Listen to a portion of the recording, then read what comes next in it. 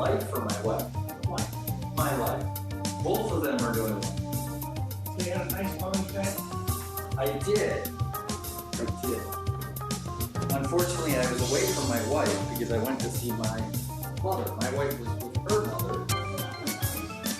Well, yeah, I took it with my wife. That's the way it goes. Now, Facebook's already on. Just a second. How was your Mother's Day, what? Quiet.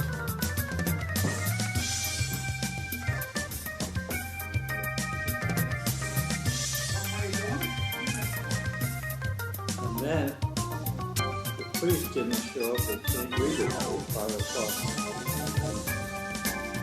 Or the free shot, it doesn't look like what we're supposed to do, it didn't know. Is he a resident? Like, is he a traveling priest? He gets hired 3 hours. Oh, I see. I think he has 3 churches. Yeah, collaborative. Yeah, sorry, I don't know. Fortunately, that's not a full-time gig, I guess that's what. Yeah, right. So I don't see Eileen. Fortunately, there were some people there who had to take the initiative today. Like it.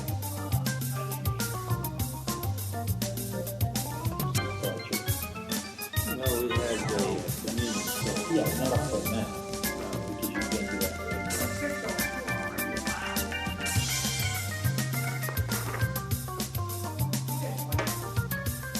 Good morning, Mike. Good morning. Where are you now? Good morning, Eileen. Good morning, everybody.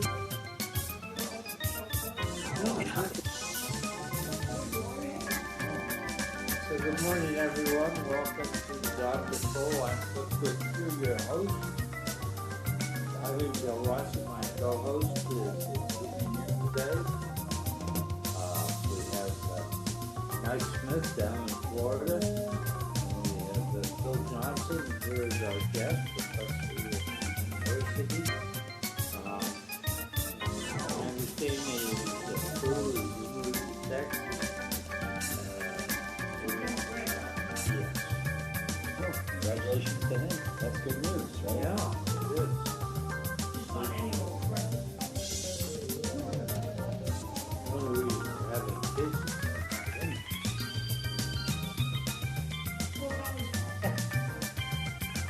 So the U.S. national debt is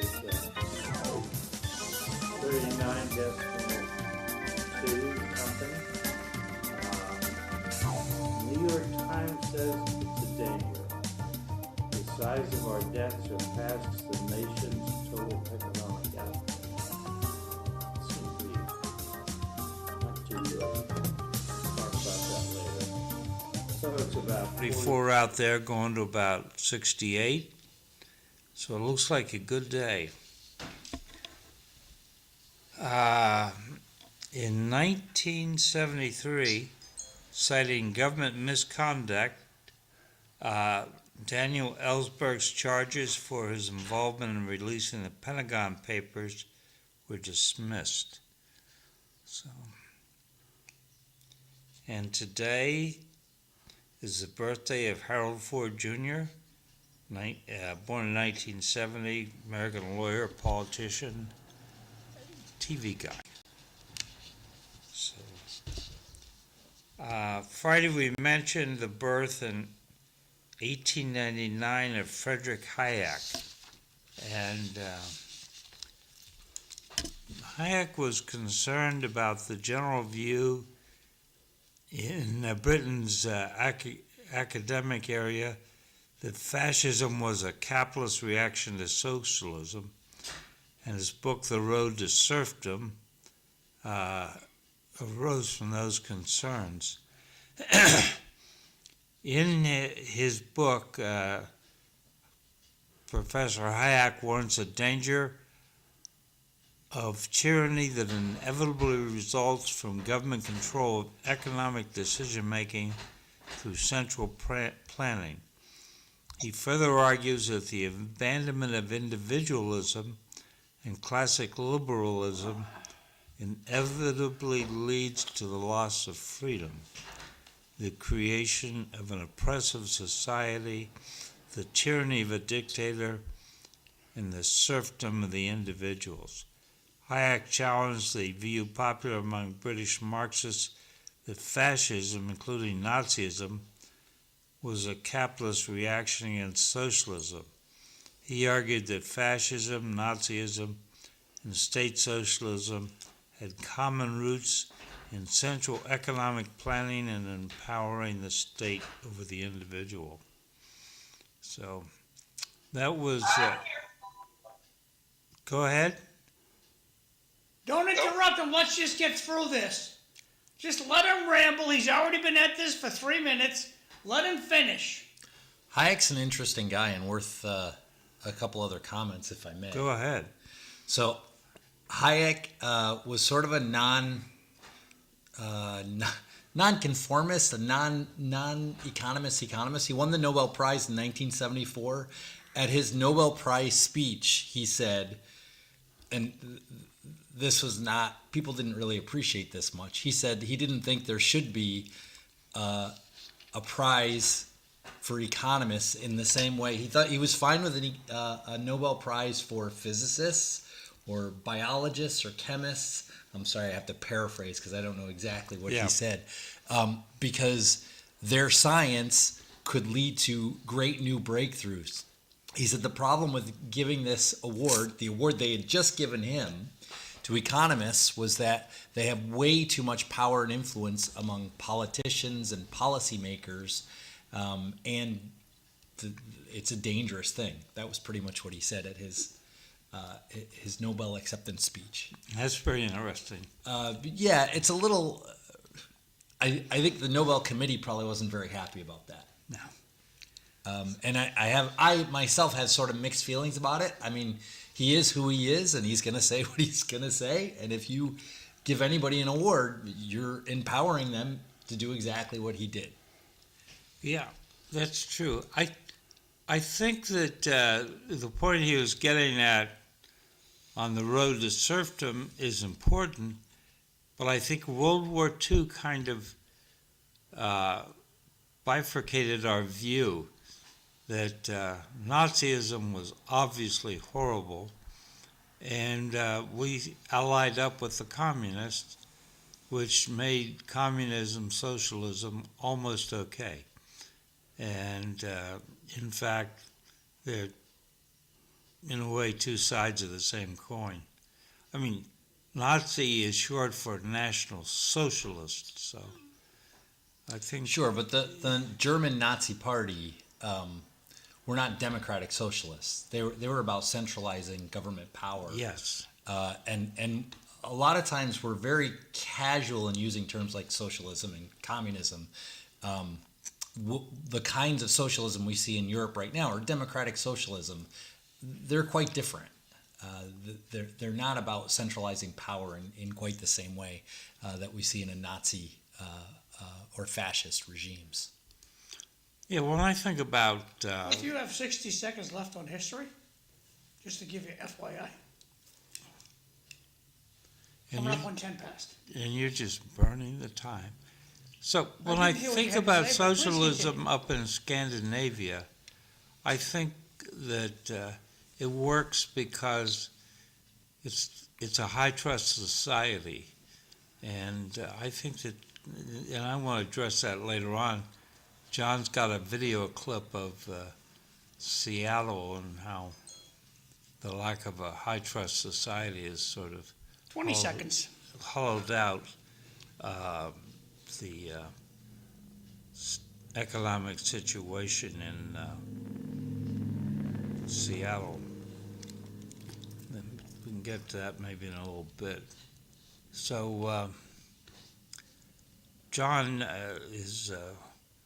has ants in his pants over there, so moving Time right is up along. on history.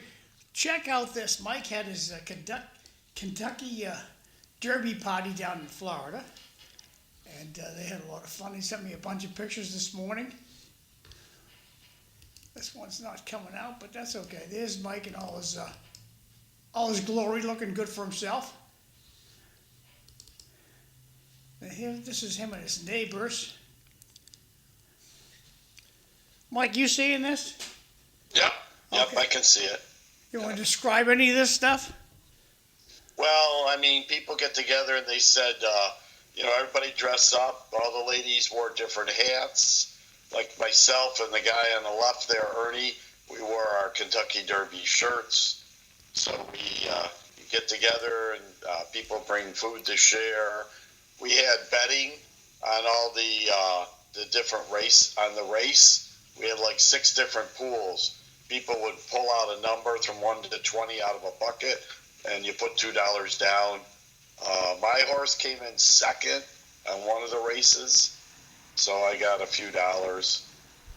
Kathy won. Her horse came in second or third on one of the pools too. So we had a lot of fun watching the race, and it was a good time by everybody. Because it looks to me as if, was this your community room in your village? It's a clubhouse. It's a small clubhouse, yes. Beautiful. Congratulations. So I thought it was pretty spectacular, the Kentucky Derby, with the winner coming from behind. From the back. And he was a long shot, I think. Yeah. Something like 20-1 or something. Yeah, it was quite amazing. Like he put a whole different gear in on the race, from watching it. And it was quite a race for him to come from that far behind, because he was basically dead last at the one point. Yep. This is also the first time a horse has won that had a female trainer. So that's kind of cool. Yeah, that is correct. Actually, there was a bunch of horses that had female trainers in the race. Yep. So, Mike, what are you drinking here? Is it a we mint are julep? drinking- no, that was probably a strawberry margarita. Okay. Okay. Looks like you had a great time. Back over to Cliff. okie doke. So over the weekend, I was having a discussion with my middle brother about our founding. And he's about 7 years younger than I am, so he's a baby boomer. Anyway, I thought our national founding was pretty exceptional. The line of development runs from Israel, Greece, Rome, to England, the Magna Carta, Parliament, and to our shores. I thought about it, and I didn't see any other such line for our democracy that we have today. Not France, not Spain, not Germany or Russia. Italy was fragmented. Greece was occupied by the Ottomans. Are you going back into history? We're done with that, Cliff. We had 10 minutes of history. John, Please. I am talking about the 250th anniversary of this country Coming up in July. and the exceptionalism that we represent, or not. So, maybe the Netherlands, Switzerland, but I don't see any threads. So Bill, do you see any I was kind connection of here wondering what with the 250th? viewers thought. Excuse me, John. Excuse me, I just don't see a I'm connection with the 250th. sorry for talking while you're interrupting. And you don't see what the viewers what? Never mind, Cliff. You see, please continue to show everyone how you're the smartest person on the planet. Well, And I then don't when think you're I all am. and I'm going to give you another 60 seconds on this, Cliff, and we're going to move right along, please. Well, as you know from reading the notes, we're done with that and we're moving on. Good. Got comments from the audience. And Go we got, ahead. good morning. The media be it mainstream or local, label everyone as Hitler without getting the facts. Interesting point. Last one is, that's a great Kentucky Derby shirt, Mike. That's from Bart. Back over to you, Cliff. So, Supreme Court Justice Neil Gorsuch had an op-ed out, how imperfect people form a more perfect union. And he says, think about the Declaration of Independence as the nation's report card. How well do we live up to it? And he pulled out three things that he thought was important. Each of us is born equal. God grants us all inviolable rights, including the right to life, liberty, and the pursuit of happiness. And we, the people, have the right to govern ourselves. And as Gorsuch says, many considered those ideas a threat to the existing society and political order back in the day. So, my brother, without revealing his own views, as always, asked me how I graded it, and then he put a little twist in it. So, sure, we have come a long way since 1619, but are we an A in all are created equal? Cliff, can you get into this century? What is the year 1619 from? Virginia. Founded in Virginia. Oh, okay. Yes, we're in this century, John. You said 1690. What grade? You said 1690. 19. Yeah, 1619. You said 1619. Yeah. That's not 2000 at all. John, don't fight the problem, solve it. What grade do you trying to tell give you, us? Cliff. What grade do you give us? Just a second.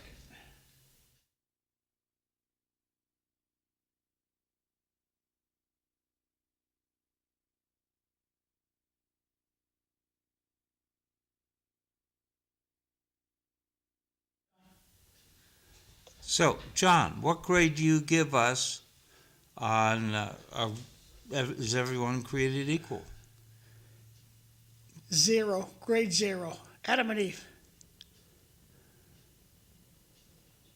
Okay. Bill, you got any thoughts? Yeah, I unfortunately I didn't read the notes until late last night, so I didn't have a chance to go through Gorsuch's op-ed. The framework seems weird.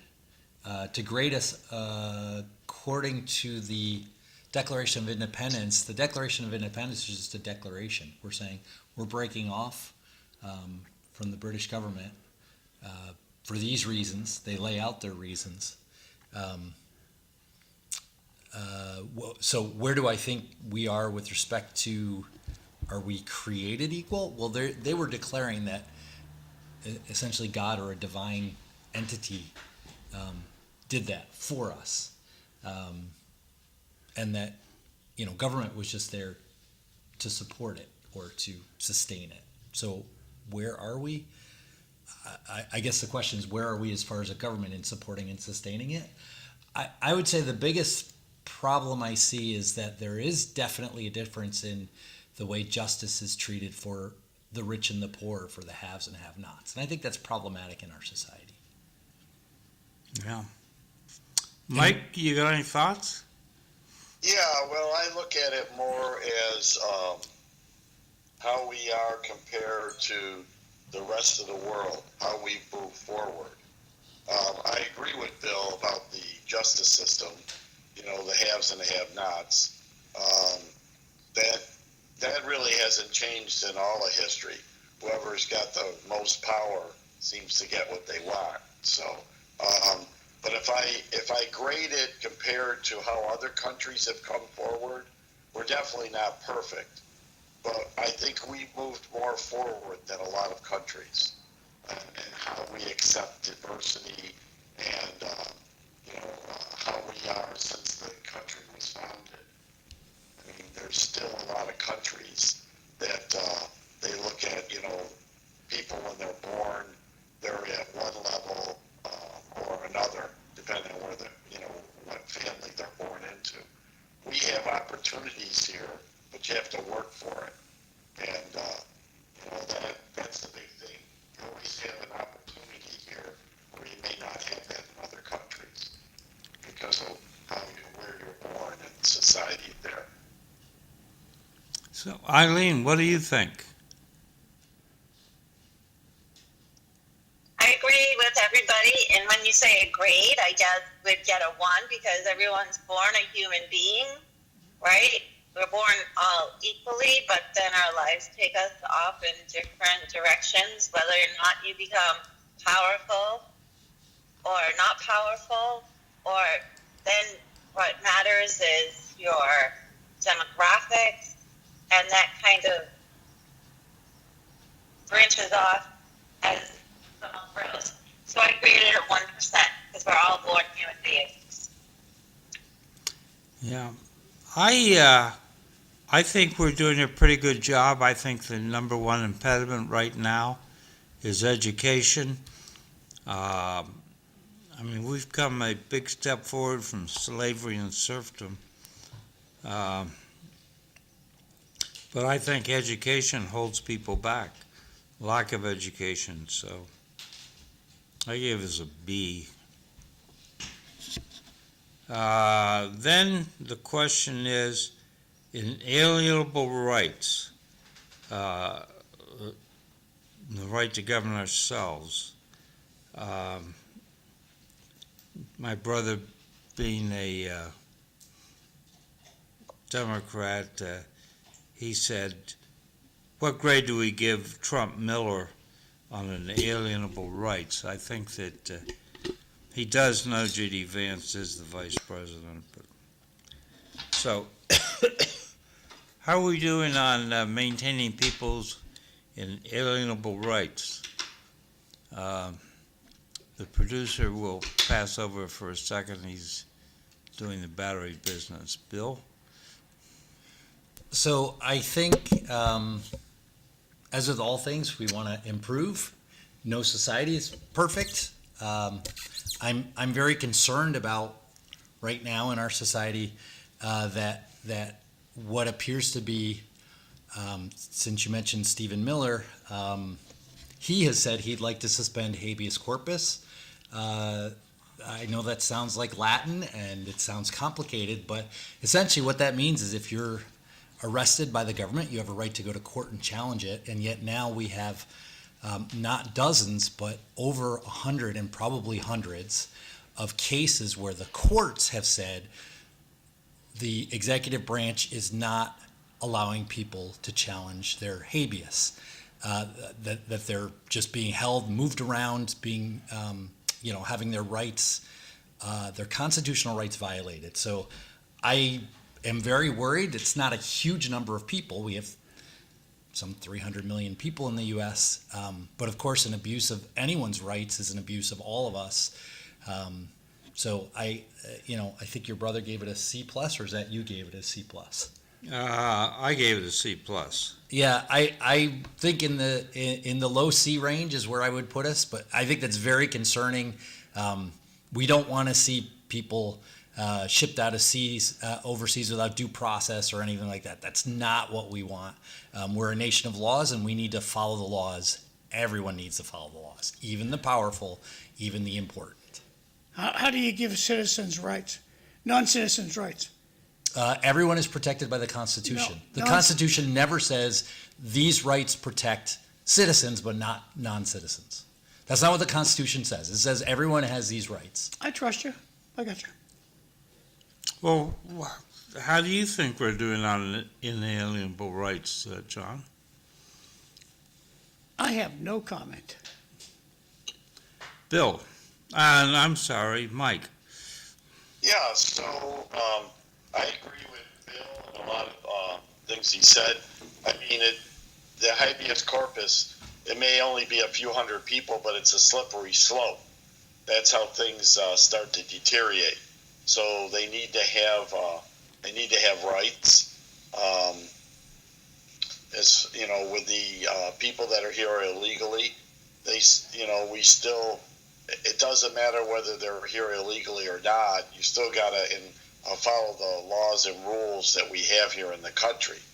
The problem is depending on who's in charge of the government, is which rules and laws they want to follow or think they have to follow. Doesn't matter whether it's Democrat or Republican. So that's where we run into a problem. Good point, Mike, And because of I remember course, people are bellyaching now about when President Obama was president, they just kicked people out of the country. No hearings, no nothing. How come we have to do it now? That's why I'm saying this now, John. Doesn't matter which party, they both depend. Either party, they seem to, they choose and pick which rules and laws they think they should enforce or not enforce. So that's where we have the issues. So I'm saying that, we have to be consistent. And then we have judges, depending on who appoints them, on how they interpret the laws. So we have a ways to go on that. But, we still do things a lot better than most countries. Eileen?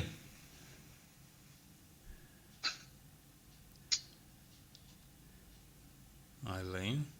Yeah, I agree. I feel like in our country, especially in some states, we may go even overboard with it in protecting, honestly.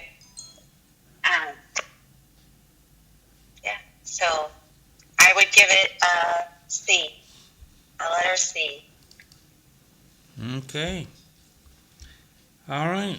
And how are we doing on pursuit of happiness in this country? I mean, are people getting a chance for life, liberty, and the pursuit of happiness? John, you think you got that right? Do you think everyone does? Since we sell marijuana in Massachusetts, we get the lead on happiness. Okay. Since we settled what? Is it a court case? No, since we sell marijuana in Massachusetts, Oh, sell marijuana. we get the lead on fun. I think many places sell marijuana. I think we got the lead on it. Very happy people wherever you go. Bill, If I went to Canada, so this is a message from a viewer. If I went to Canada, No, I got to put three. That went up early. Sorry, I got three more. Oh, okay. Please continue, Cliff. good, Bill. Yeah, so the pursuit of happiness it is challenging. Of course, it's a pursuit. It doesn't mean you are happy, and it shouldn't be the government's business to strive to make people happy. It should be a process. Government has to be process driven. We have challenges. I think the wealth gap is quite challenging. It puts a lot of pressure on democracies when you have a wealth and a power gap. And since probably since the 1980s, the U.S. has increased that wealth and power gap substantially. I alluded to it earlier, talking about justice. And if people don't feel like they have a fair shake, if they don't feel like they can be happy or get ahead in society, it's a problem for the stability of democracy. Now you'd say, well, I don't care how people feel, but that's going to be a problem for the stability of our democratic institutions. And I think we're seeing that now. We see a lot of people complaining about the voting system and the election system and these kinds of things. So I would give us the pursuit of happiness. You have healthcare here as well. Do I include healthcare in there or not? You can. Because if I ignore healthcare, I'm going to give it a better grade than if I include healthcare. Healthcare works very well for people who have healthcare. Healthcare does not work well for people who don't have healthcare. I would also point out we're in a state that provides healthcare where that actually is a very different place than many other states in the U.S. So ignoring healthcare, I would say, I don't know, somewhere between a C and a B. We're not doing great. If you want to compare to other countries, which several of the other people have done, I guess I would say in some ways we're worse and in some ways we're better. So I'm not sure. But it does make me nervous when Mike keeps saying he agrees with what I'm saying. That makes me nervous. Bill, I got four things I'd like you to read here. You want me to read these? Yeah. Okay. There's something about this Steve Miller character. My trust meter goes in the trash with this guy. He's got those shifty eyes.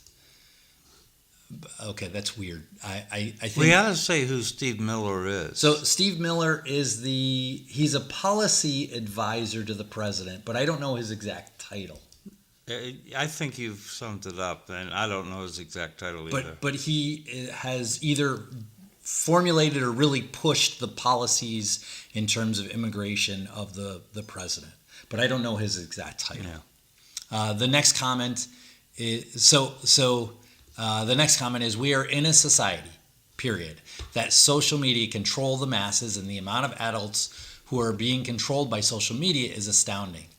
No free thinking anymore. I think that's something to worry about. And then if I went to Canada illegally, will they give me due process or will I be kicked out? So the question is, will you be kicked out with due process? I think if you're kicked out with due process, nobody can have any issues with that. I got one more that just came in, then you're done. So I guess money is the only thing that makes people happy. Money is a piece of paper that has divided individuals and ruined families and society. I've said this for a long time. Money's not important, but it's right up there with oxygen. Yeah, I mean, there are lots of quality of life measures. If you look at the happiest societies in the world, they are not as rich as the U.S., right? If you survey people and you say, how happy are you, Americans do not rank in the top 5 or 10% of countries in the world, and countries where people rank very highly are countries like Denmark, and I think it has to do with balance. I think the average income in Denmark is lower. I'm not sure what the GDP in Denmark is, but it's probably lower. Per capita GDP is probably lower, not hugely lower, but lower, and so I think money is not everything. As human beings, I think we want relationships, and we want family, and we want love, and we want, purpose in our lives. And sometimes money gets in the way of that. I mean, some people find purpose in money, but I think that's generally not an ideal way to set up your life. John Wayne, a TV and movie star, once is quoted as saying, "Money's not everything. However, it's a lot more comfortable to cry in the front seat of a Mercedes than on a bicycle." So, Denmark. Just so you know, Stephen Miller's official title is he's the White House Deputy Chief of Staff for Policy. So that's his official title. Oh, okay. So not just a policy guy at the White House, which I think is what I said. But that's you wanted to know what his official title was. But anyways, this whole thing about when you talk about happiness and money, doesn't matter how rich you are. If cancer strikes you, you might have more resources to try to help yourself, but it doesn't matter. And how many famous people that you see in the news that have got lots of money and they commit suicide or go to drugs or other things like that? So that doesn't mean that they're happy. Money doesn't make you happy, but it helps you be more comfortable. Okay, for in life, you don't worry about whether you're going to pay your rent or you can afford groceries or not. So it does help in that way, but money doesn't make you happy. You make yourself happy, or you make yourself unhappy. That's a I myth. agree. That's a myth. Go ahead. Oh, I was going to say, I think we get an F in the pursuit of happiness because we're not teaching people to have a growth mindset. We're teaching them to have a fixed mindset with getting welfare benefits and free health insurance, and therefore they're unable to grow and really be happy and find their true pursuit of happiness because they don't know. They're stuck in a fixed generational mindset, and I think it ties into everything. And it is a choice. Happiness is a choice. And a lot of people just decide to go with the flow. And I don't know. That's what I feel like. I feel like we get an F in the pursuit of happiness because we don't help with giving them a growth mindset of steps to change their lives and change their generational past. Okay. Thank you, Eileen. So, Could I ask Eileen a question? sure. So, Eileen, are you saying this from the school perspective that schools should be teaching students about a growth mindset, or? Well, yeah, I get schools, but it should also be carried on into adulthood. Look at how many adults, families who are generationally receiving welfare benefits and free health insurance. We're not teaching overall, no matter what, child or adult, to realize that they can make their own lives. They can decide for themselves, and they're not generationally cursed. And I think the pursuit of how can you be happy if you're stuck in somebody else's ways? It's just happening generation after generation. I think happiness is something that is a choice, but it's difficult to have because you have to figure out who you are in the process. Yep. So there have been studies about happiness and wealth, and there's a plateau. So at the low end, people are clearly more happy with more money. So of course, if you're living with $30,000 a year, you're going to struggle a lot. And if you earn more than that, you're going to be happier. But there's a plateau. I couldn't give you a number, but somewhere between $60,000 and $100,000, it sort of plateaus out, because after you have your basic needs taken care of, or your basic wants, I could even say basic wants, the money does not improve your happiness. So there is a point at which below that you're going to be less happy with less money, but there's a limit. It doesn't do everything. Right, but then if your basic needs are met with EBT and math health, and you just take that for granted also, you know what I mean? It's two ends of the spectrum. And I don't even think money makes people happy. Maybe money makes people less stressed, and that could contribute to a happiness score. But to me, it just seems like we're allowing people to think happiness is something that is bought, not instilled, right? And so let's put a marijuana, let's put cannabis stands on every street corner, right? And then it maybe this will help them to be happy. I don't know. I guess I look at it more perspective, like from what I see in schools to then what I see as our students grow older and what they accept for their lives. It's very rare to see somebody go outside of what they've been raised accustomed to. Mike, I got two for you to read here. Mike or No, Bill? I'm sorry, Bill. Yeah. Every time I see a homeless individual on the Lord overpass, he's always smiling. Why is that? Obviously, it's not money. Way too many windows just opened up here. Last text. The problem is people who make $35,000 a year but spend $72,000 a year. That's the problem. So I with respect to the second comment, I certainly would agree that overspending your income is not a recipe for happiness. But I think to go back to some of the people that Eileen was talking about, people living on EBT, I think if they don't have purpose in their lives, that's going to be very challenging. And there's definitely more in life than just money. And so having purpose is really important as well. I tend to agree with Eileen that having more money available reduces your stress level. But, as far as being happy, I mean, there's people that are poor and don't make a lot of money, and they're happy in their life because they have their family, they have friends, they have their church. So money is not going to make you happy. Like Bill was saying, having relationships and all the other things, that's what makes you happy and peaceful in life.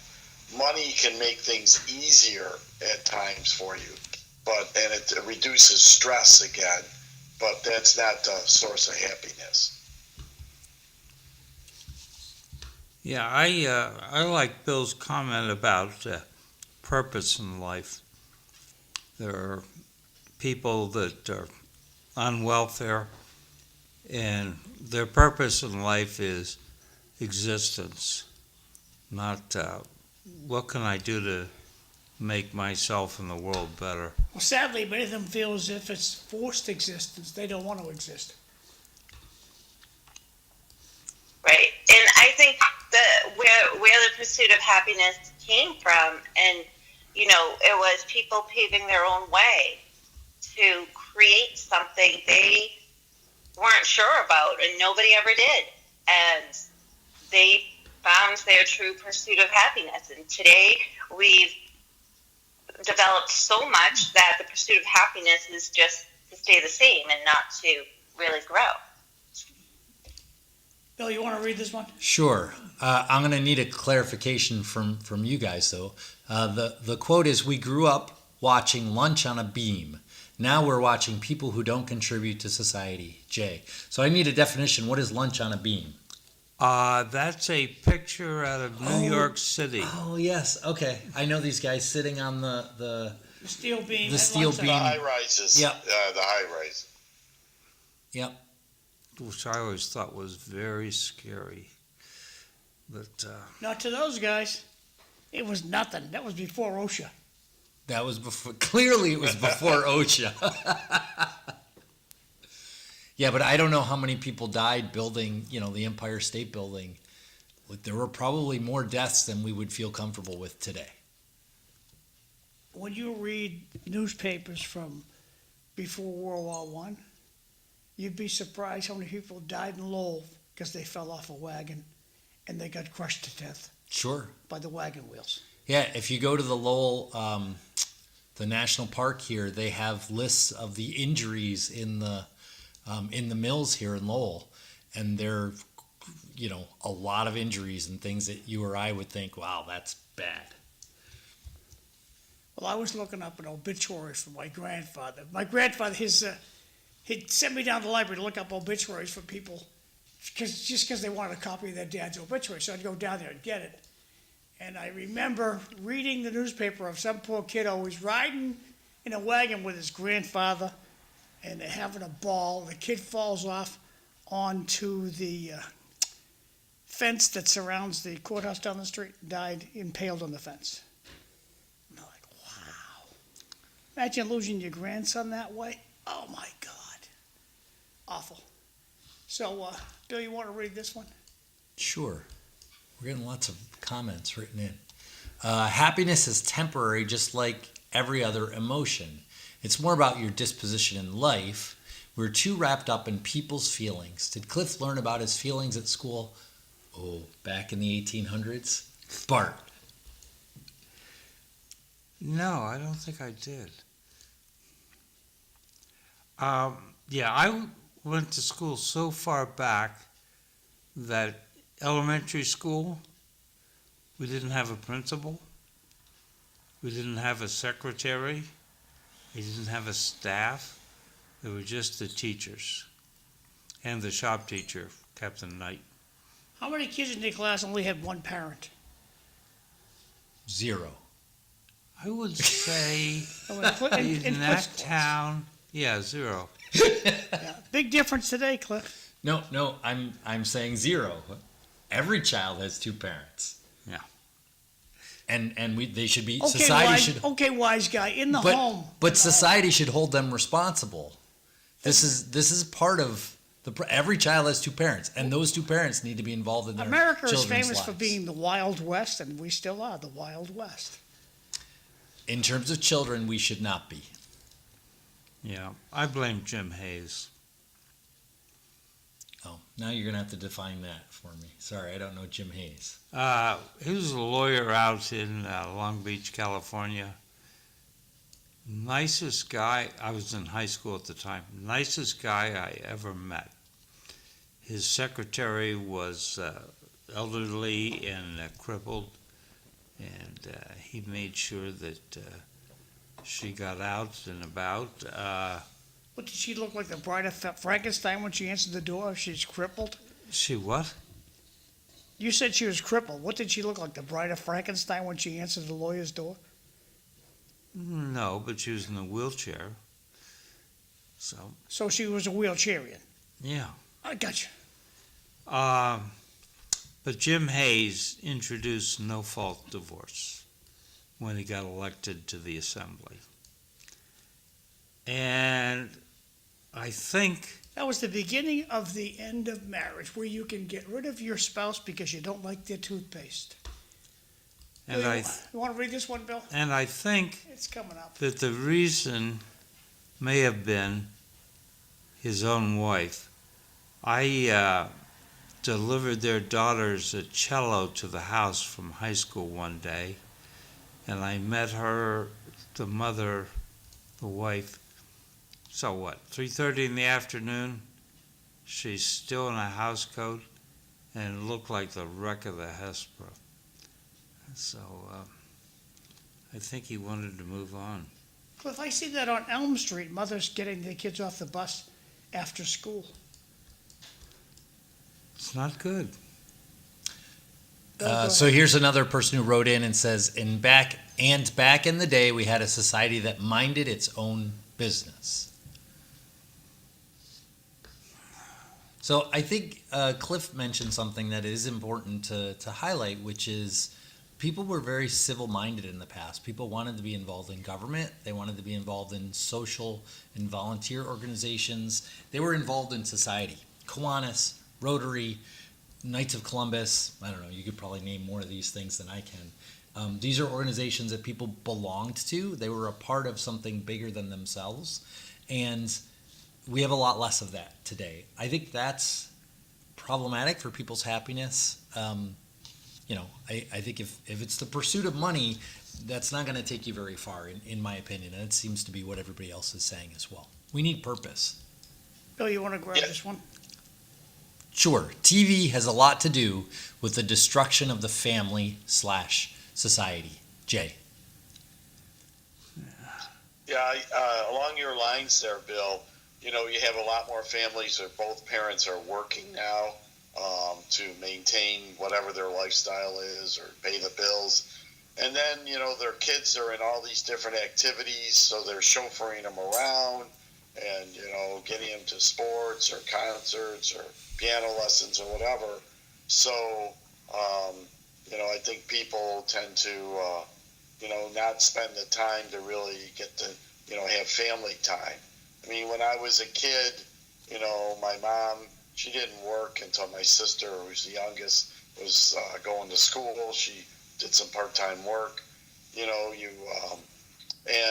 didn't have your parents chauffeuring all over. I mean, I remember I took the bus to school, and like when I played sports at high school, my dad didn't come pick me up. I took the bus home after practice. And, for Little League Baseball, that's, you didn't have all these other activities that kids are, that parents have got them all involved in. So you had more time to, spend time with your friends, your family got together with gatherings. You sat down for dinner. You weren't running on the go all the time, so to speak. Yep.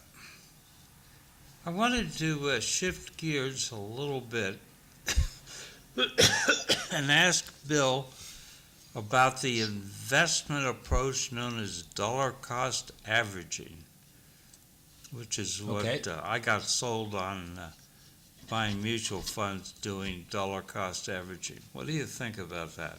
So I'm going to define it, if I may, first. Dollar cost averaging is buying the same dollar amount of a stock every periodic amount of time. It could be every paycheck or every month. So every month, let's say you invest $200 in index, in the S&P 500 or something like that. If you do that at the end of the year, you'll have a certain amount of money. If instead you invest in a certain number of shares every paycheck, you'll actually have less money at the end because what happens is when the price goes up, you buy less, and when the price goes down, you buy more. So dollar cost averaging is the idea that on average you're going to pay a lower price by investing the same dollar amount every period, every paycheck or something like that. I think it's a great practice. I think in the context of people saving for their retirements, and I tell all my students, I don't know about you guys, Cliff, I know you were in the military, so I imagine you have a pension, but Mike may have a pension from Kodak. He may have been bought out from that. I took a lump sum and put Okay. it into my IRA with the other money I invested, Sure. and I manage it. But our students, they almost guaranteed, unless they become firemen or policemen, maybe teachers, will not have a pension. Almost none of them. So that means they all need to save. And so periodic, every paycheck saving a fixed dollar amount is a very powerful way to build for your retirement. And Bill, what makes you think government pensions are going away? I didn't say government pensions are Well, going most away. teachers work for government. Right. So I said unless you are a fireman, a policeman, or a teacher, you're I probably didn't- not going to have a pension. Sorry, I didn't hear it, unless you are. Yeah, that's what I said. So most private industry now, they don't have pensions, which means you're going to be investing on your own with some matching from your employer possibly, but that means you're going to make decisions about how to invest. So dollar cost averaging is a great tool to use. But I can already see the gleam in John's eye. We're going to start talking about personal finance. I can see where we're headed, which is great. Well, if everybody had added another zero in their bank account, I think they'd be happier. If they added 2 more zeros, it'd even be better. And I just think By that what process? investment. Oh, I see. Okay. Because of course you could just do a 1000x type of inflation, and that would make no one better off. Right? If the government today said, "Oh, you have $1,000 in your bank account, well, I will print you $9,000, so you'll have another zero. And you have 100,000, I'll print you 900,000." That wouldn't make anybody better off. My grandfather bought me 100 shares of IBM when I was very young. I sold it as soon as I possibly could. I didn't realize the potential value. I should have just left it there. Yeah. My father had a little trick for savings. Every paycheck, back before there was a direct deposit, he'd get the paycheck, go down to the credit union, and he would take everything right of the $100 mark and put it in savings. So if his paycheck was $1,532, 32 would immediately go into savings. And that way, over time, he built up a nice little nest egg. Yeah, John, Cliff, my dad always told us that when he got pay raises, half of it he would take and he would put it into savings or investments. And that worked out pretty good for him. And when Bill's talking about the indexing, I retired 10 years ago, and instead of taking a fixed amount every month, I was able to take a lump sum and then put that into the money I had put in to, when the company matched, and I put money away. And then I have that managed by a financial planner. And, I've been retired for 10 years, and I just wanted to say, first of all, I do live on a budget, so I watch what I spend, so I don't overspend. But I'm pretty close to what I hit when I retired with the amounts I had. I'm pretty close to what I had 10 years later, even with inflation and everything else. So, if you invest and you live on a budget, you watch what you spend, a budget.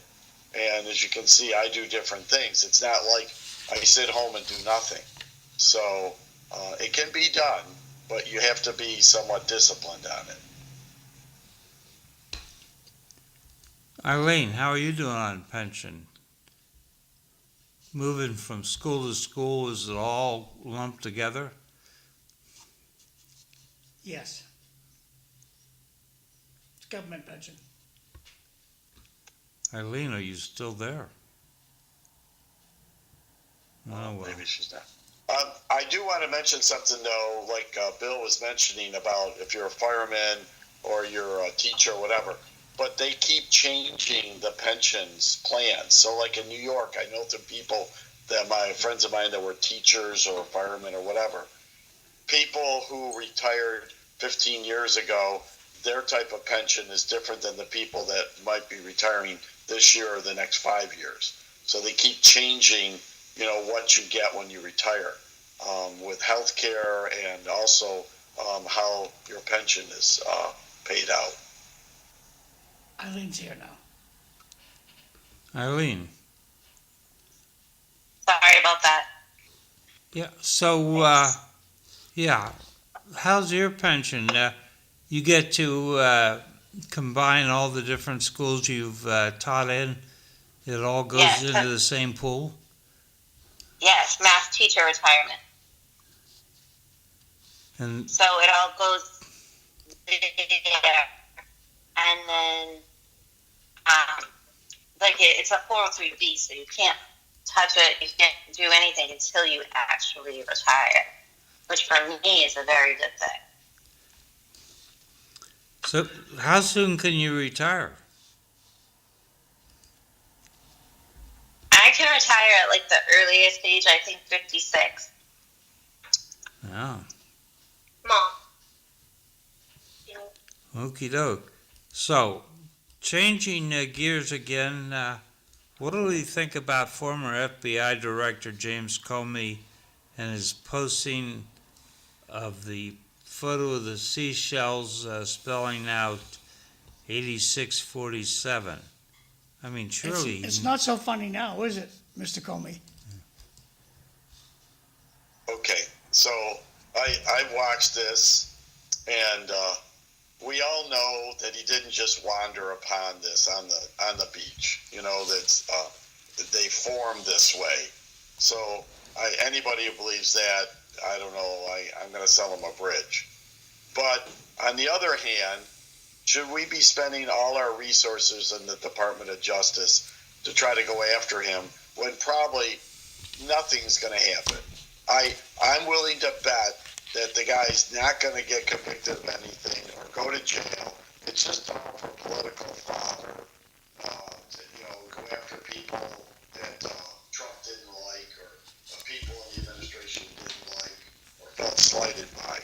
But I don't see where this is going to go, where somebody's going to be going to jail and they're going to get convicted or have to pay fines or whatever else. So I just think it's kind of just let it go and move on to things that are more important to do. Okay. Yeah, so I guess my comments on this would be, we had, and I had to look up who this was, Jack Prosobiec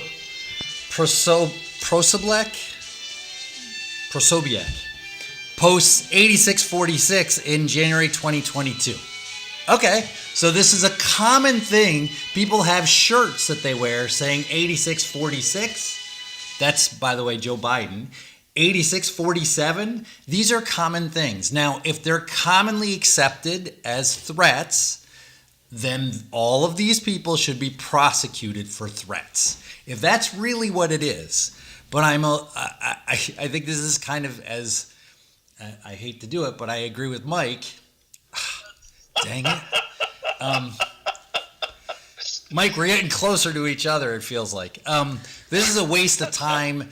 Obviously, the Justice Department is not going to go and prosecute someone who wrote 8646, and we should not be prosecuting someone who wrote 8647 or whatever. This is political theater. The president has made clear he wants, what's his name, prosecuted, and that's it. Yeah, he wants Comey prosecuted. He said it. He said it out loud, prosecute Comey. So they're just making stuff up to prosecute him. This is clear, even whatever, it's freedom of speech. He can say whatever he wants. He's clearly not making what is accepted as a threat on the president's life. Because this is common language. There are T-shirts that say 8646. There are computers out there that are listening to us right now, and if we make any kind of accusation that the president should die, we'll be investigated. And there are countless individuals that get a visit from the FBI that you're never going to hear about. And this Comey guy, I bet you he wished he didn't play with his seashells that day. It cost him a lot of money in lawyers. So I think the president of the United States is using his power and influence to abuse people around him, people he doesn't like. And this is new? All I know is Jack Posobiec did not get investigated by the Department of Justice. What was Joe Biden's favorite ice cream flavor? Back over you, boy. Can you read these? I will read them. We also had religion in our families that kept us grounded. So this is going back to happiness, and I think that's true as well. Religion has changed a lot in American society. The next one says, how about if people and families didn't go out and get a Dunk's coffee, fast food? Maybe then they wouldn't need to have gimmicks to have money for retirement. The one thing he did that we all know about is he lied under oath. That was under Comey. This is about Comey? Yeah. Yes, yeah. So he lied under oath. Yeah. Well, That's I like think a we red need. light. I think we need to come back to that comment. He went through a red light. Big deal. The next comment says we also had family vacations for 2 weeks that our parents saved up for. It never went on a credit card. Got one more just popped in here.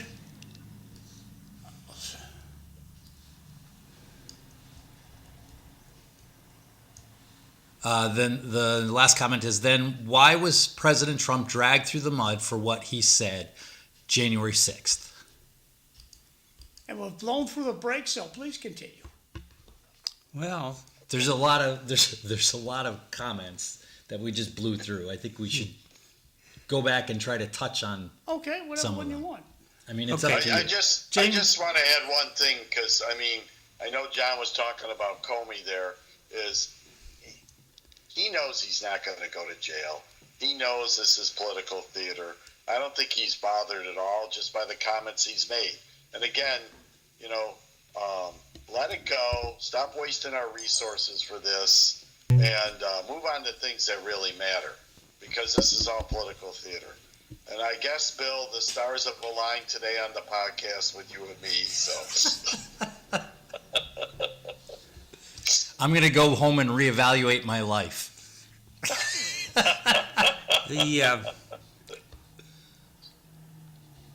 the one of the things that comes across to me from Mr. Comey is that he is arrogant and probably looks down on us little people. Many bureaucrats are arrogant, Cliff. You were in the Air Force.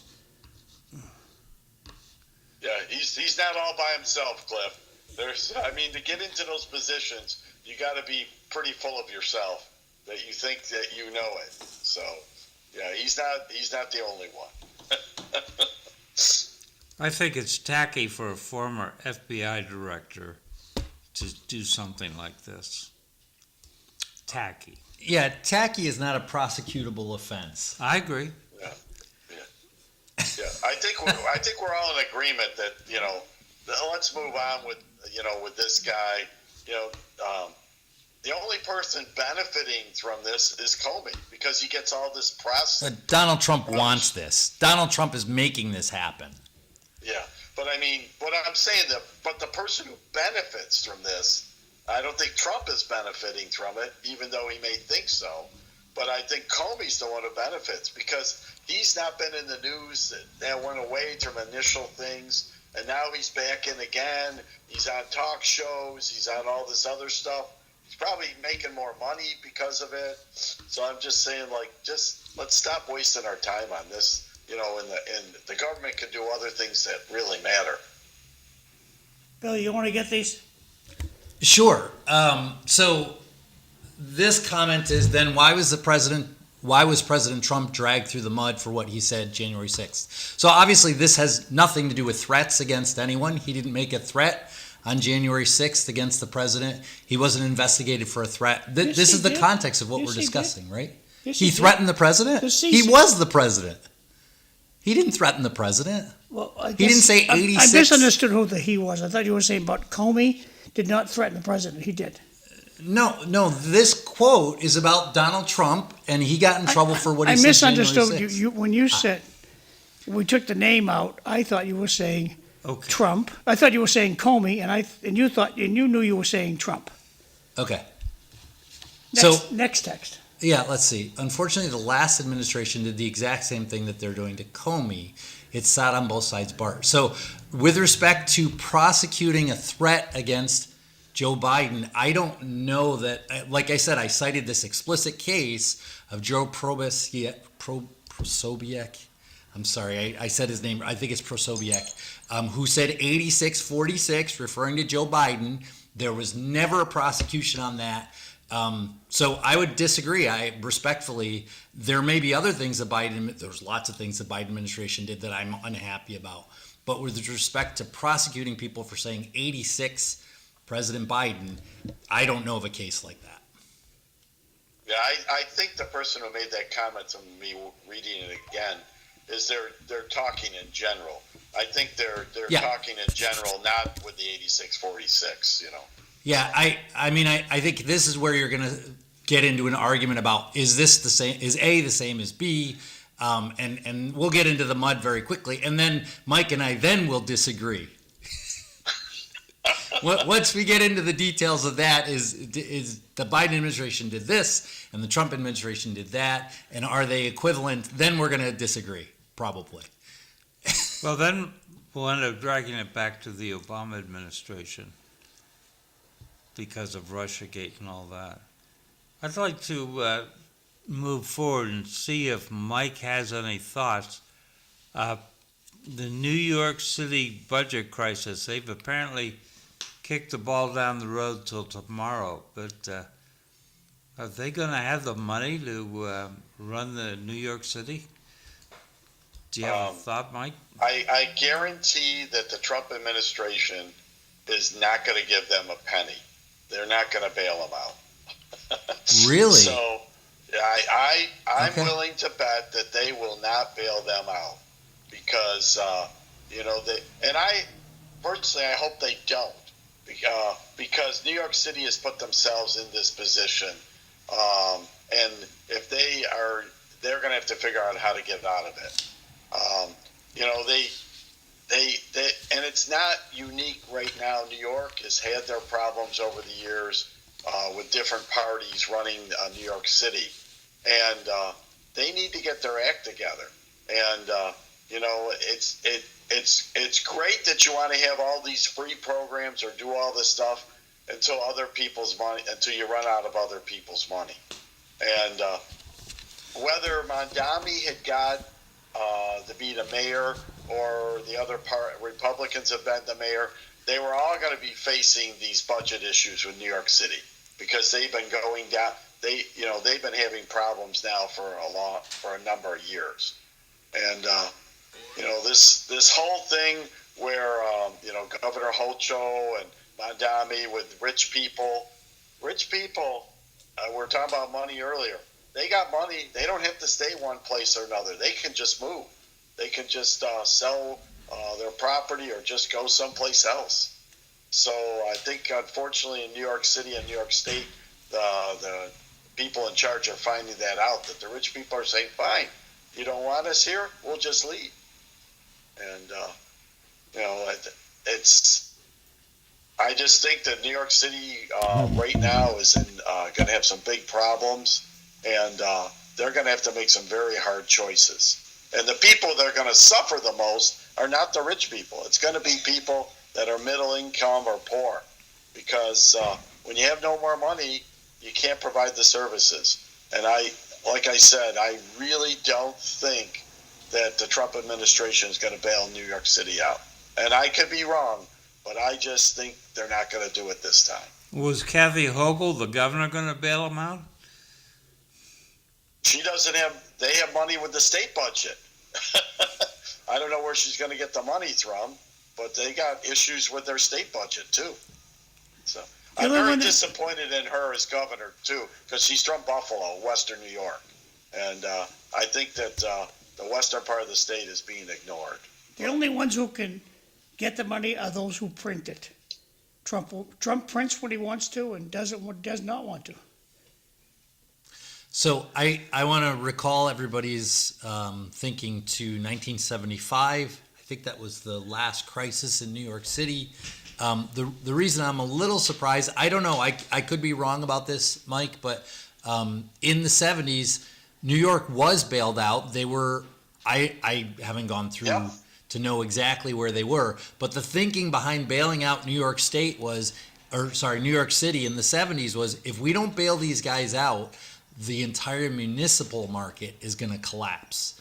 That means in borrowing in Chicago and Los Angeles and Miami and Dallas and all these cities, they all borrow on the muni market. If you have a bankruptcy in one of the muni markets, New York City being the biggest one, all the rest of them are going to suffer. So the thinking back in the 70s was, we have to bail these guys out, not because we like New York City, but because if we don't, the rest of the cities are going to get destroyed. Now, I don't know if that thinking will still apply. I agree with you that certainly Donald Trump probably wouldn't want to bail out New York City, but I'm interested to sort of think about like what would be the implications of not bailing out New York City, if the Fed's not bailing out New York City. They could be much worse than just saying, look, we're gonna buy this debt, we're gonna get them through this time and keep them going. We're gonna have a reorganization plan, to get them through this time. Yeah, but the thing is so if they're going to do that, okay. So let's go down the road that the federal government will bail them out. I guarantee there's going to be some real strict requirements for them to do that. And sure. That's going to be very painful to the Democratic Party in New York City, going forward. Yeah, they may have to cut go that way. They may have to cut pensions. They may have to cut services. The federal government said, yes, we'll bail you out, but I want this cut. I want this cut. They will have to reach some kind of an agreement. I don't know. I really don't know what's going to happen. It's bad. It's bad not because if New York City fails, that would be bad for the country. It's much bigger than that because of what I said. Because if I now didn't look at that point. Yeah. If Dallas can't borrow, or Los Angeles can't borrow, or Seattle, or there's a lot of cities that borrow a lot of money, and now all of a sudden you're going to make everybody's interest rate go up by 2%. Well, now none of them can cover their debt burdens, right? So I don't know. Yeah. No, I didn't know about that part. So that's a good point you made, Bill. Again, we agree. So. Dang it! I was trying to disagree. But I think that the people going to suffer the most are going to be the people like state workers, city workers, because right now I don't think they have the pensions covered. That's another big debt issue with a lot of states and municipalities, that they put off all this with the pensions, which is kind of ironic because when you look at private companies, they are under much stricter rules for pensions and how they do all that, where the government just sort of like, well, we'll deal with that next year, or we'll deal with it 5 years from now. So I think that's the big thing with places like New York City or New York State. They've got a lot of debt because they are kicking down the road their retirement plans. Yeah.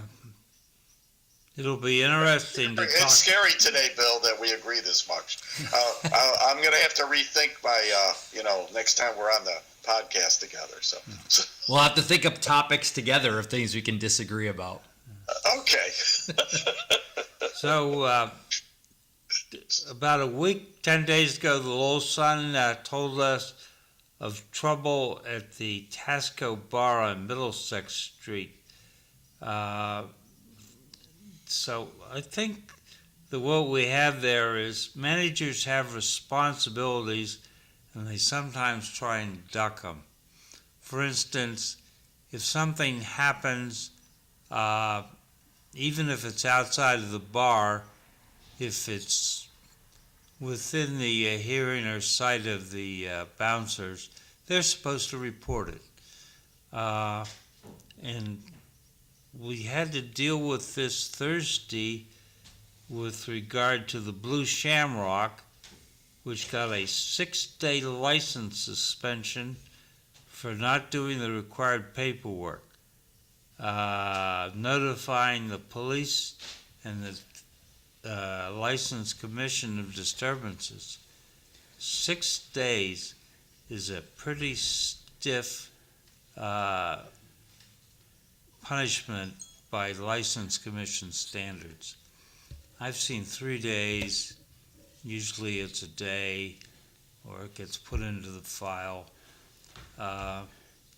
Do you get to pick, does the license commission get to pick the days? Yes. I'd be So close. you were the enforcer of this, Cliff, ultimately. You enforced this as your position on the License Commission. Right. Go ahead, John. You were going to say what? I'm good. Oh, okay. So, the people running establishments need to peruse through the rules and follow them. So. Bill, I wanted to switch, and this sort of looks to New York, about Argentina, which 2 years ago they elected a new president, Javier. Hey, Cliff, can we back up 1 second? Sure. Let's say, for instance, I own Bill's Bar. And you say I have to, license is suspended for 6 days. Can I still remain open selling hot dogs and Coca-Cola?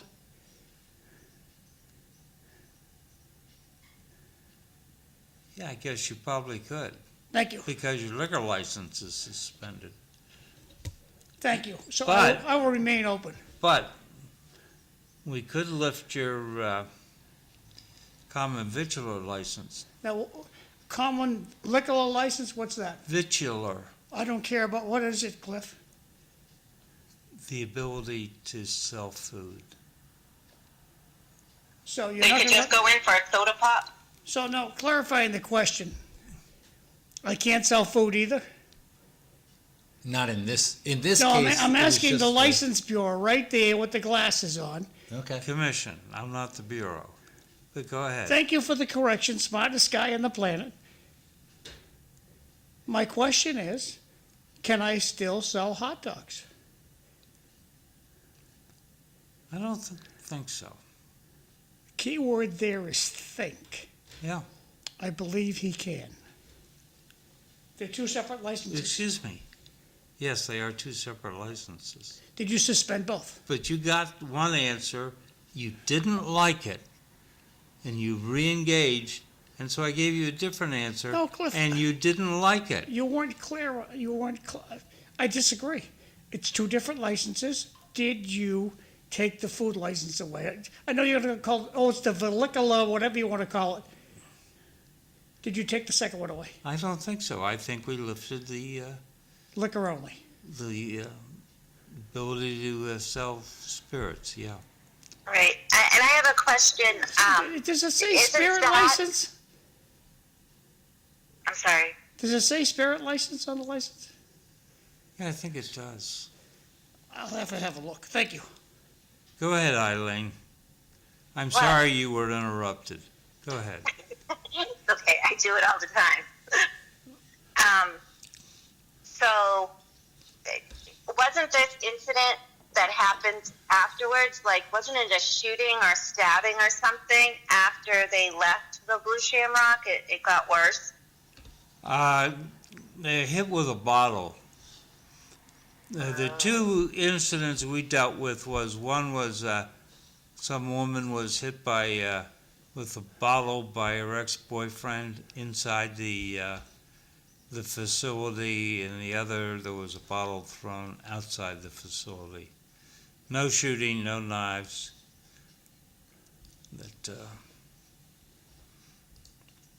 But the establishment is supposed to provide immediate first aid and contact the police and the ambulance.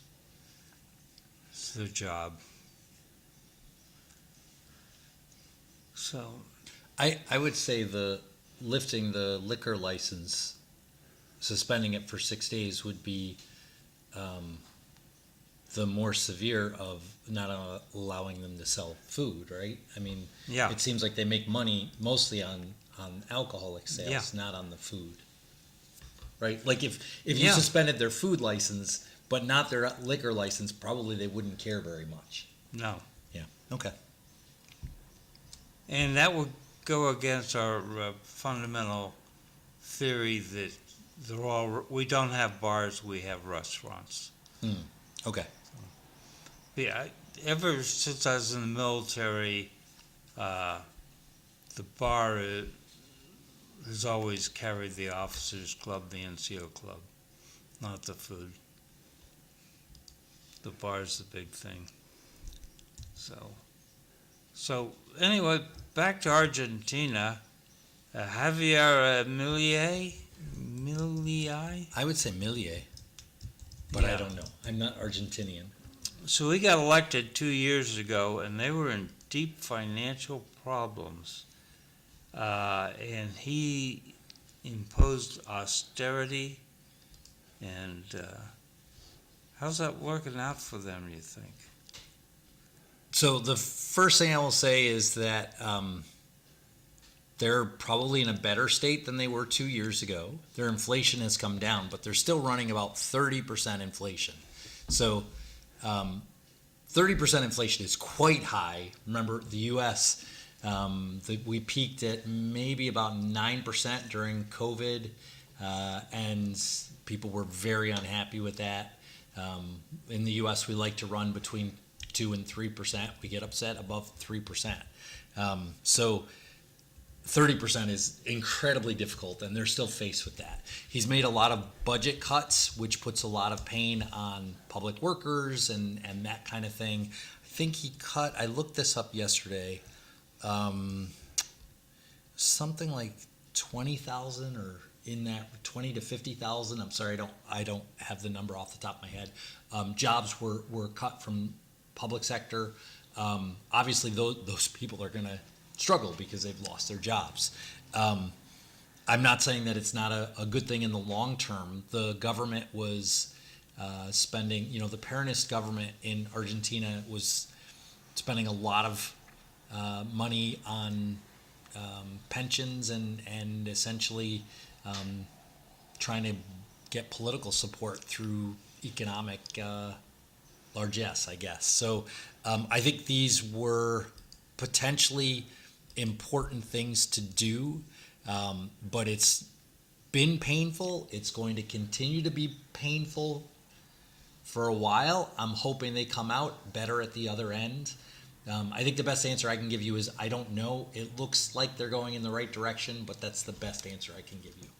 And they got in this problem by printing money, right?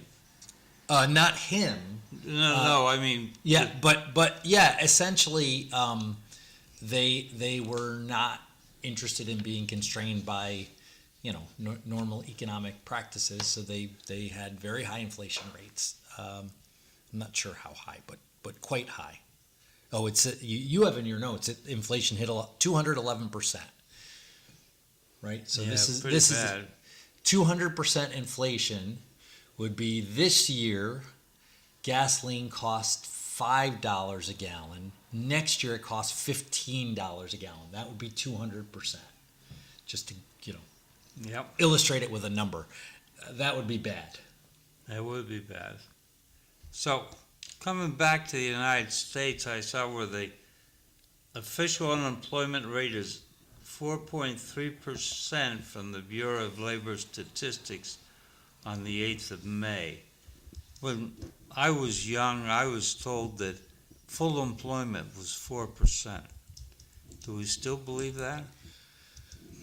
So I would say somewhere between 4 and 5 is generally considered full employment. I'm not a macroeconomist, so I wouldn't want to, somebody, it's 4.2, it's 4.8, I don't know. But I would tend to agree. People will naturally be, one guy decides I'm going to quit my job and move to California. So someone else decides I'm going to, quit my job and start a business, or I'm going to, this is just a natural thing that you're always going to have some number of people who are unemployed. But yeah, I would say essentially if we're that low, if we're at 4.3? Yeah. Essentially that's full employment. Yeah. Which is a good thing. The economy is, considering the pressures on the economy, I think it's doing okay. That's what I would say. Yeah. So probably nobody else cares, but up in former Massachusetts in the state of Maine, Governor Janet Mills dropped out of the Senate race ahead of the Democratic primary next month, leaving it to Graham Plattner. So I care. My son lives in Maine. And he's following this process closely. So for those who forgot, Graham Plattner is the one with the Nazi tattoo, or as Howie Carr said a few days ago, a member of the Ku Klux Klan, because Plattner's a clamor. But I think that's a little unfair, but anyway. Maybe it's funny, but he's not a Klansman. He's not a white nationalist, if that's what you're suggesting. If you're saying it's funny, okay. It's funny. All right. But some people might not know, like, he's not a Klansman. Right. A clam man, not a Klansman. So, but a Nazi tattoo? I'm not here to defend him or whatever. I think you're missing an important part of this, which is who he's ultimately going to run against if he wins the primary, right? Susan Collins. He's going to run against Susan Collins, who she's an interesting political actor, I guess. Longtime senator from Maine. I did read just yesterday that she's gotten Mitt Romney former governor of Massachusetts. Yeah. I think John's favorite governor, if I'm not mistaken. Duval? No. My pal, your pal, Duval? Mitt Romney. The Mitt Mister. is a nice guy. Handsome, very handsome guy. Okay. I'd say he's probably the prettiest governor we ever had. Useless, but prettiest governor. High praise indeed from John. So I saw that Mitt Romney was actually stumping for Susan Collins. They're both moderates, moderate Republicans, and I think she's going to have a hard time getting elected. I'm going to barge in here for just a second. This is up in Canada. Some kiddo on a bike. He hit a BMW. The bike went flying up in the air, and it rested on the light pole above the street. I hope he's safe. I don't know about his It's safety, super funny, but I hope he's safe. I wanted, Mike. I hope you can see this, so you can. Yes, I can see it. You can tell Kathy those Canadian motorcyclists are the best. It looks like it's Mall Entrance Road. He's on his way. I'm disappointed. I don't see the sneakers hanging from that beam. Maybe they might be added today, Mike. We're not sure. We don't know. But that's quite the calamity. And again, that's up in Canada. I'm sure you'll see it on your TV cast later on. Move over, Mike. You got Bill. You got these?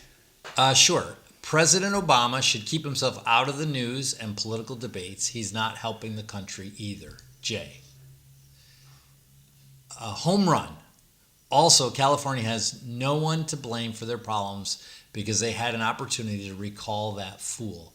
I'm sorry, I need the context. Are they talking about the governor, Newsom? It's got to be. Yeah, but I'm not sure what we said to trigger that. Yeah, we didn't talk about California at all that I remember.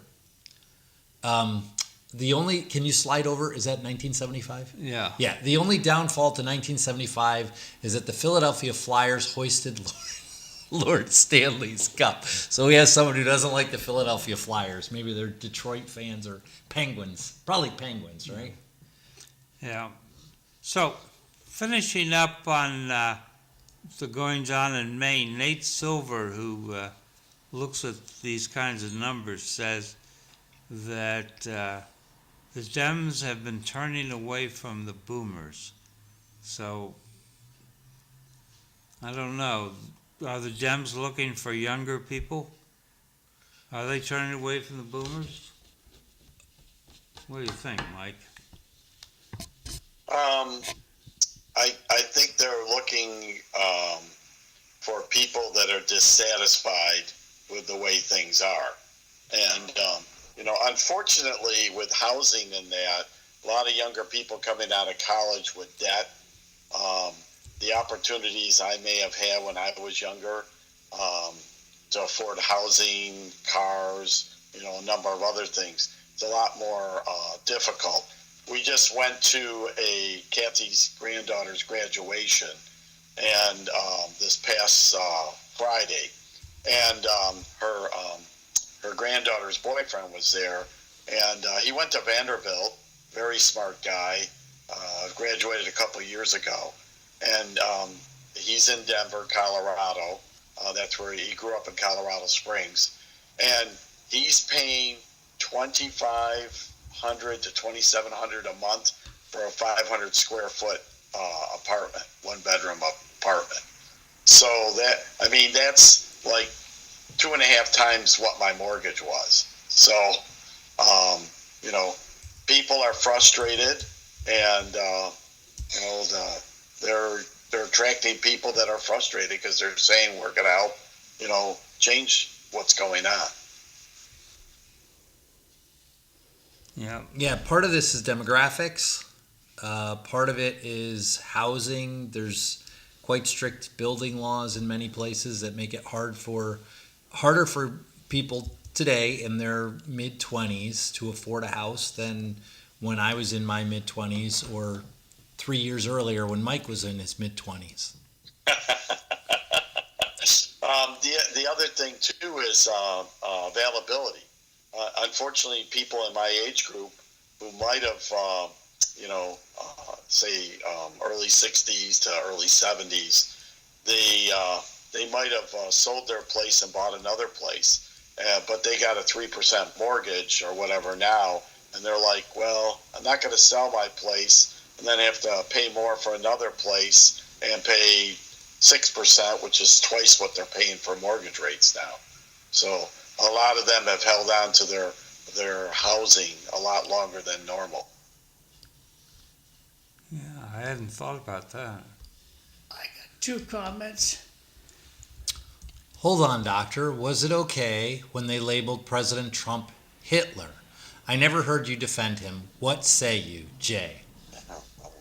So, I don't know who it means. Oh, okay. Are we going on the next one? Go ahead. Yep. In Mass, a 6-day liquor license suspension generally means the bar can still sell food but cannot sell alcohol.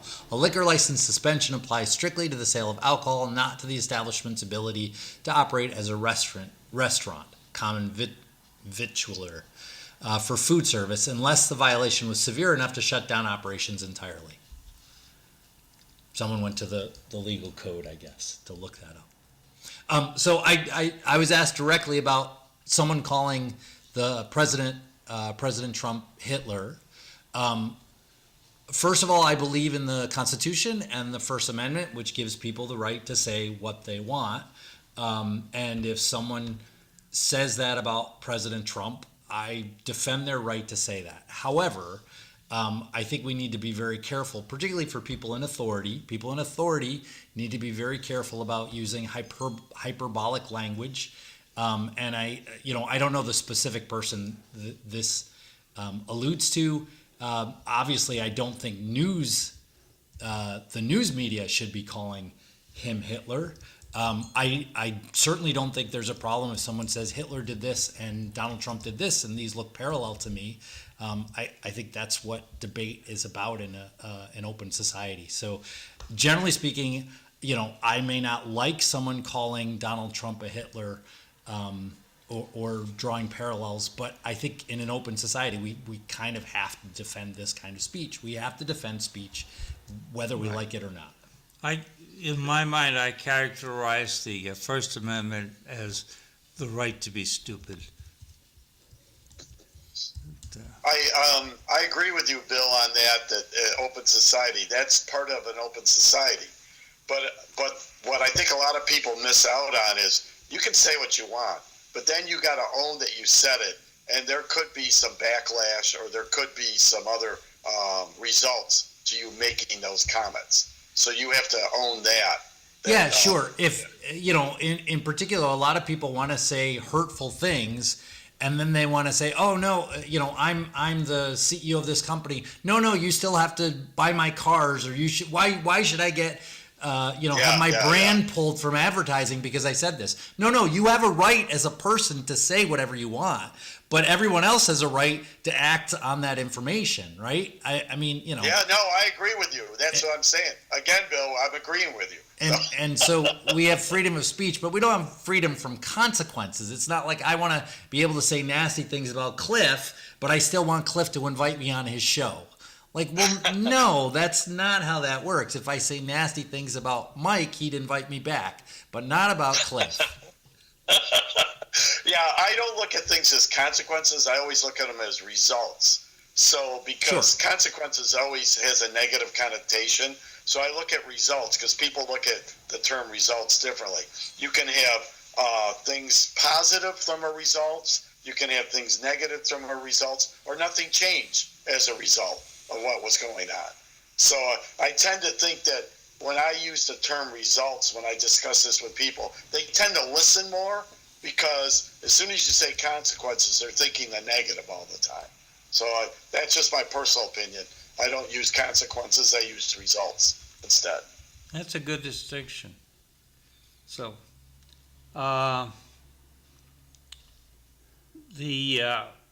the first hour we discussed Justice Neil Gorsuch's op-ed on the Declaration of Independence, which I think makes us a special country. But I don't think everyone thinks that. I think folks like Mayor McDonough and Leader Hakeem Jeffries want a new people. That they want to replace all those WASPs and their Catholic and Jewish companions. And there was a short poem out of East Germany in 1953 by Bertolt Brecht, who name probably doesn't ring a bell, but if you think Mac the Knife, he invented Mac the Knife. I got a little quiz when you're ready, Cliff. You what? A quiz. So anyway, he writes this poem, the solution, which ends up, would it not in that case be simpler for the government to dissolve the people and elect another? And I think that there are some Democrats that want to dissolve the people and elect another. Just sort of my view on this. But John, you have a quiz? Yeah. Which president is this? He's no president. You don't see Trump? You don't see Trump No, there? he was in Germany. No, he's the chancellor. You don't see Trump here? Okay, we're gonna get Cliff some new glasses. Okay, who's the president's being depicted here? Well, on the left, that's a photo of Joe Biden, and on There the you right, go, all righty. as near as I know, that's a photo of Adolf Hitler. Here is what president's this? Obama on the left. Correct. I'm winning. And who's this? George Bush. Yep. So every president gets depicted as a Nazi, as Hitler. Everyone, I bet you I can go back to JFK. Yeah, and those I'm not happy about any of those. It's freedom images. of speech, but it's ridiculous. It is freedom of speech, and in an open society, we defend that. Those are not crimes for people to make those T-shirts or to disclose that or to make cases that their policies are similar to Adolf Hitler's or whatever. That doesn't mean we have to like it. Yeah, I think people here in the U.S. unfortunately don't realize how fortunate they are. Because let's just even look to our neighbor to the north, Canada. And everybody goes, oh, Canadians are so nice and they're friendly and all this. But they don't have freedom of speech guaranteed in their constitution like we do. So a good case of that was during COVID with some of the things that went on. So, I mean, we're very unique compared to almost every country in the world that we have freedom of speech, that you can say what you want and not end up in jail or any other result of that. So I think people need to be more aware of that. So, moving along, President Trump has called for a national Shabbat. Shabbat being the Jewish day of rest or cessation. Is it the Sabbath day? Also known as the Sabbath or Shabbos. So in his 2026 Jewish American Heritage Month proclamation, President Trump encouraged Jewish Americans to observe a national Shabbat from sundown this coming Friday, May 15th, to nightfall Saturday, May 16th, in honor of America's 250th birthday. Bill, you want to read these two? Sure. I asked the question the other day, would anyone on the panel sell their house for 50% below market value to help out someone else looking for a home? And I said no. I would say no. Mittens Romney, I assume that's not a typo, Mittens Romney was only governor for about a year and a half. He spent most of his time as governor on a failing presidential campaign. Bart. Was he only governor for... So I didn't live here. I lived in New Hampshire when he was governor. Was it only 18 months? He only cared about the office for a year and a half. The rest of the time he ran for president. But he served a full term, right? It's like Gavin Newsom. Is he serving a full term or is he running for president? He's not really... he hasn't declared he's running for president, but he's doing a lot of political things that pave the road toward that. So do you think that he's devoting 100% of his time to being governor? What does Bill Johnson think? Yeah. So I could tell you my intuition. I could tell you my intuition, Okay, but I don't have intuition. data. New word. I have no data to support it, right? I would say no, he's probably thinking about his future, right? But he's term limited out as governor, so he's got to think about his future. Everybody who leaves a job has to think about their next job, right? That wasn't the question. So That was a Democratic answer, but no, that it wasn't the was. That's question. not fair. I said I thought everybody. it was a great answer. Everybody who is It wasn't- leaving office is thinking about what they're doing next, The question- including Gavin Newsom. Do you want me to use his name? The question was, do Yeah. you think the governor Of is California. devoting his time to being governor or not? Wait. so That's now like asking, do you think the producer is doing devoting his Never mind. time to being producer? Turn the Or page. not. Turn the page. If it Eileen, wasn't for me, you'd still be talking about history. John, do you have You the can go on for video like an clip? hour about Do history. you have the video clip? I'll go looking for it. Okay. I haven't heard this National Shabbat thing. I have not heard this before. This was an announcement in May. No, this is coming up. Yeah, Friday. But what's the purpose? Why We're is going to celebrate Sunday on Friday. why is That's a government thing. Don't you think? every Monday is Wednesday now? Yeah. We're going to celebrate. We're going to this- pass a law. We're going to celebrate Shabbat on Friday. So at sundown, the Jewish Sabbath begins on sundown Friday, and it ends on sundown Saturday. Okay. And Saturday begins at sundown on Friday. Yeah.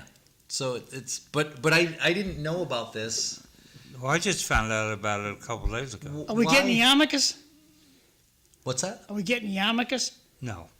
He's not asking you to do it. We should get yarmulkes and celebrate with them. He's called for a national Shabbat. Will there be food? He's encouraged Jewish Americans to observe a national Shabbat, a Sabbath, from Friday to Saturday, May 15th to 16th. What do you suppose his purpose is? Is he trying to show solidarity with Jewish Americans? Is that... Yes. Okay. I mean, that goes all the way back to George Washington. Remember, he writes the letter to the congregation down in Rhode Island. I don't know this story. And and then in there he says, "And may every man live in peace under his fig tree." And George Washington reached out to other groups. For instance, when he was in Philadelphia, he went to a Catholic service. Okay. That's the one, John. Yeah, let's see what that says. Well, you can't hear it. Oh. So would you tell me what she's saying? There's nothing there. It's used to fight here prime real estate. It's too fast. One of the thriving businesses in downtown Seattle is the something. Pike's Market is... It's too fast. Gone. Yeah, I can't read it fast enough. So she's talking about how downtown Seattle is going the way of downtown Lowell. Less and less businesses. Like, I mean, the city administration doesn't want to talk about, we just lost the registry of motor vehicles. They're gone forever. They're not coming back to downtown Lowell. Why? Because of the homeless laying in the streets. The Hafner's gas station on the corner of Appleton and South Street, gone forever. Why? The homeless. And the city's just going like, yes, well, now we have room for more retailers. They're not coming back. And this lady's problem is in this beautiful downtown, people shop on their computer screens. If I want to get 6-inch long pink shoelaces, I can have them at my doorstep tomorrow. Or I can go over to Target and look around, but I don't think they'll have any. People are shopping on the internet. That's my takeaway. What was your point of sending us this, Cliff? That to ask Bill about, are all the cities hollowing out, or is it just cities in blue cities, or have we detected a trend? So, I don't know specifically this video. Obviously, cities are constantly going through upheaval, and you could go back to the invention of the automobile, which significantly changed where people wanted to live. Public transit significantly changed where people wanted to live. COVID significantly changed where people wanted to live. By the way, COVID was not good for downtown areas. Everybody wanted to move out and get away. I can't comment in general like what the trend is. It still seems like there's a lot of people who want to live in downtown areas. I didn't see this video until just now. I don't think there's a general trend away from wanting to live in downtown areas, because I go down to Boston and wow, there's people are packed in there and they want to live in downtown areas. Maybe not everywhere, but I don't have a comment above and beyond that. I don't think cities are being hollowed out, though. I really don't. I think in general, actually, things are becoming more expensive in these downtown areas. Okay. Eileen. Yes. So you have a school committee meeting tonight to look at the budget? To hopefully finalize the budget, yes. There were some changes. It looked like some of the support service positions that we had voted to restore were essentially taken out. So at the last meeting, kind of pointed that out and wanted to cut more out of the technology budget. And the superintendent wanted a recess, but you couldn't take a recess in the middle of a motion And so we're meeting tonight with a revised packet. Do you think you're going to pass it? From my eyes view, yes, but I don't know if anybody else saw anything or, yeah, from what I understand, it's supposed to be a quick meeting. Yeah, I hope so, because you know what? I feel like if, at least if we pass it, things tend to shake out over time, but we have to pass it before anything can shake out, you know? I think it's important to do that. So, are you setting any specific objectives for the superintendent for the next year that he has to meet? Or that you expect him to meet? Well, the evaluation process is not until, like, I believe the summer, August time, so the superintendent objectives would be handled at a different time. This is just budget. Do you mean objectives in regards to the budget? Well, no, in regards to output from the school system. Yeah, no, so that would be in the summer that we would do that. The evaluation process for the superintendent. It was the summer last year. I believe it's every year. Okay. So, do you have the school committee meeting itself on Wednesday? No, because we met last Wednesday. Okay. So the school committee meets every other week. Or the first 2 Wednesdays of the month. Because whenever there's a third Wednesday, I always think we have a meeting and we don't. Okay. So, and how much are we going to be spending per pupil? Well, 22K is the last I heard. yeah, around there. But Cliff came up with this formula that, you know, each teacher gets like about $5,000 per student per class out of that per capita spending right off the bat. What was that you said when you called the other day, Cliff? I agreed with it. Well, that left something like $17,000 for overhead and general and administrative costs. It seemed like a lot of money. Mike, Bill, you want to get these? Sure. Trump is trying to justify fighting a war for Israel at the expense of the American taxpayer. That's why he's calling attention on a religious holiday on Friday that most Americans don't even know exists. I'd like to take a second with that. I know that that's a view that's abroad in the land, but I don't think that's a good characterization. Well, how soon are we going to be celebrating a Muslim holiday? I would actually propose that the Secretary of State said as much. That he said the reason why we attacked Iran was that Israel was going to attack Iran and then Iran was going to attack us. That's what Secretary of State Marco Rubio said. So I'd rather you give me the Powerball number. Continue with these.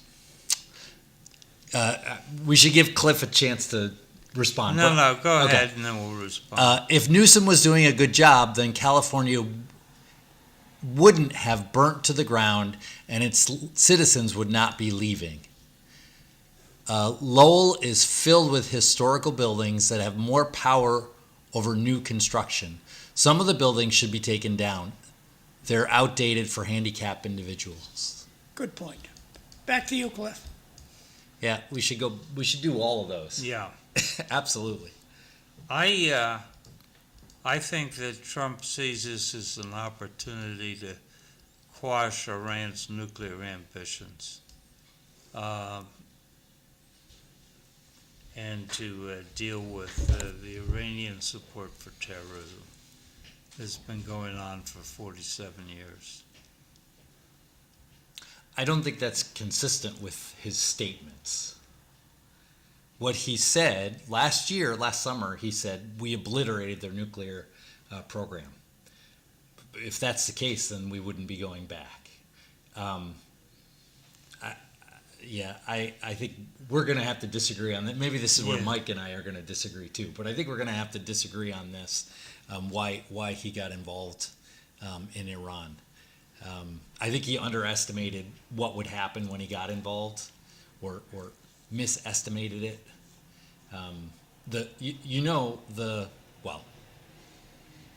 We have 5 minutes left. I think I'm Go going to ahead. stop. No, you were going to say and Well, there's people in the Trump administration who are saying there was no imminent threat. Joe Kent resigned from the administration saying there was no imminent threat. There was no reason to attack. You have Marco Rubio saying we attacked because Israel was going to attack. These are not hallmarks of, we're there because there was an imminent threat. These are hallmarks of the president decided he was going to do what he was going to do. Bill, what do we do about the posters in Iran that say "Death to America"? We just ignore them. So Posters are in Iran. So Death there are to lots of America. people who hate the United States all over the world. Now, we'll zero in on Iran, who wants to have a nuclear weapon. Let's zero in on them. Okay, we could talk about the nuclear weapon. I think that's a great idea. Donald Trump in 2018 pulled us out of the nuclear deal, and he said we'd have a better deal. And I think attacking Iran is not a better deal. The UN said they were not developing nuclear weapons. My question to you is, what haven't- do we do about a government that one of their top 10 goals is to kill America? Death to America. That's So- in their top 10 on billboards in downtown Iran. I certainly think they want to have a nuclear weapon, and that I would put in their top motivations. I don't know that I would characterize them as saying death to America is their top, but them having a nuclear weapon. Top 10, I said. Yeah, them having a nuclear weapon is quite destabilizing for the Middle East and terrible for Israel. It's not good for the United States, but the U.S. doesn't have a great history, a track record of keeping countries like Pakistan and India and North Korea from getting nuclear weapons. We're not very good at keeping people, non-proliferation. we did well with Libya. Bill, I'm sorry we didn't get a good go-around on personal finance, but we'll get that next time. You want to read this one here? Sure. Great show today. Really enjoyed Dr. Bill's perspective. Jay. Thanks, Jay. Yeah, thank you. We did a good job getting Libya off of the nuclear weapon kick. And Uh, I don't know that was ever, were they really developing nuclear weapons? That was a lesson learned. I mean, Don't get rid of your nuclear weapons. Once you get rid of nuclear weapons, the world doesn't care about you. this is a problem, right? Because the U.S., when Ukraine gave up its nuclear weapons and the U.S. and Russia guaranteed Ukraine's borders, now every country says, oh, I don't care what anybody says. If I don't have nukes, no guarantee is going to protect my borders, because the U.S. threw Ukraine under the bus. They said, oh, well, and this is on really Obama first. In the last 3 minutes, well, at least you'll enjoy me saying something negative about Obama. 2014, Russia goes into Crimea, and we're like, we'll put sanctions on them. We needed to do more. I don't know what, but we needed to do more. should we restore Ukraine as a nuclear power? No, but it's a funny thing to say. You don't think if they had 10, 15 nuclear weapons, it would change the character? It would change the character. We should not want nuclear proliferation. Okay. We should want as few countries having these things as possible. I mean, once you open let the genie out of the bottle, though, it's hard to get it to go back in. So no, I don't. Particularly in the midst of a war, there's already a war. The first thing Ukraine's gonna do is threaten to drop a nuke in Russia, right? I think that's a bad idea. Might it cause Russia to back off? I don't know. I don't know if that would happen. But I'll try to put us on a lighter note, since we only have a minute left. Today is National Eat What You Want Day, okay? And It's also this month is Older Americans Month and National Mental Health Awareness Month, and it's National Nurses Week. So eat whatever you want today because it's National Eat What You Want Day. Okay. It's time to say goodbye. We'll see you tomorrow. And Mike, we love your shirt. That's going to be your new picture. That is a nice shirt. I like that. I have a shirt for every occasion, so Thanks, I guess Bill. I'll have to start wearing them on the podcast We'll see you tomorrow. on certain days. Thanks. Bye-bye. Bye, everyone.